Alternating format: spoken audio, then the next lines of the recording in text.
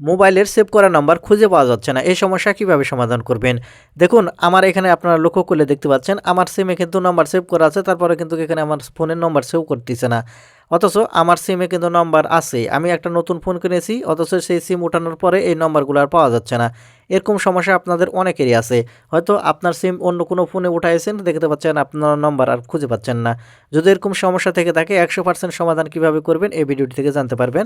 আশা করি সম্পূর্ণ ভিডিও জুড়ে থাকবেন। মূল ভিডিওতে যাওয়ার আগে ছোট্ট একটা রিকোয়েস্ট করব, শুধু ভিডিওটিতে একটা লাইক দিয়ে দিবেন।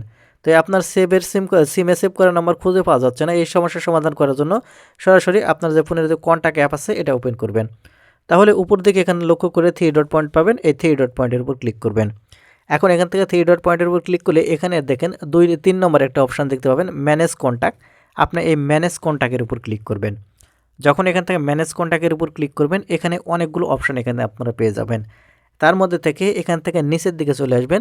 এখান থেকে নিচের দিকে যদি চলে আসেন তাহলে এখানে দেখতে পাবেন সিম কার্ড কন্ট্যাক্টস অপশান। আপনি জাস্ট এখান থেকে সিম কার্ড কন্ট্যাক্টস এই অপশানের উপর ক্লিক করবেন। যখন সিম কার্ড কন্ট্যাক্টসের উপর ক্লিক করবেন দেখতে পাবেন আপনার আপনার ফোনে সিমে যতগুলো নাম্বার সেভ করা আছে সবগুলো কিন্তু এখানে চলে আসবে।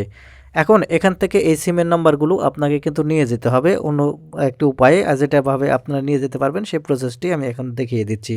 এখন এখানে দেখতে পাচ্ছেন আমার এখানে কতগুলো নাম্বার সেভ করা আছে, অথচ ওখানে নাম্বারগুলো কোনো শো করলো না। এখন এই নাম্বারগুলো নিয়ে যাওয়ার জন্য, শো করানোর জন্য যে কাজটি করতে হবে, উপরে আবারও 3 ডট পয়েন্ট চলে আসবে, 3 ডট পয়েন্টের উপর ক্লিক করতে হবে। 3 ডট পয়েন্টের উপর ক্লিক করলে এখানে আপনারা 2 নম্বর অপশান দেখতে পাবেন, এক্সপোর্ট টু ডিভাইস। আপনি এখন এখান থেকে 2 নম্বর যে অপশানটি দেখতে পাবেন, এক্সপোর্ট টু ডিভাইস, এই অপশানের উপর ক্লিক করবেন। যখন এক্সপোর্ট টু ডিভাইস এই অপশানের উপর ক্লিক করবেন, তাহলে আপনাকে আপনি যখন এই অপশানের উপর ক্লিক করবেন, এখানে দেখতে পাবেন আর একটা অপশানে এখানে আপনাকে নিয়ে আসবে।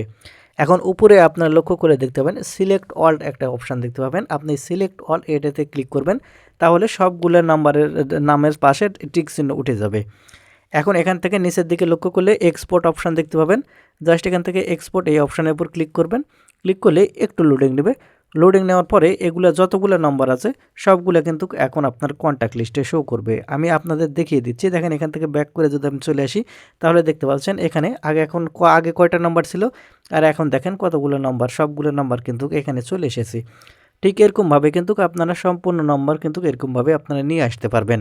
তো বন্ধুরা এই ছিল আজকের ভিডিওটি থেকে যদি কিছু শিখে থাকেন তাহলে এরকম প্রয়োজনীয় ভিডিওগুলো পেতে আমাদের চ্যানেলটিকে সাবস্ক্রাইব করে সাথে থাকবেন। ধন্যবাদ ভিডিওটি দেখার জন্য। দেখা হবে নতুন কোনো একটি ভিডিওতে, সে পর্যন্ত সবাই ভালো থাকবেন।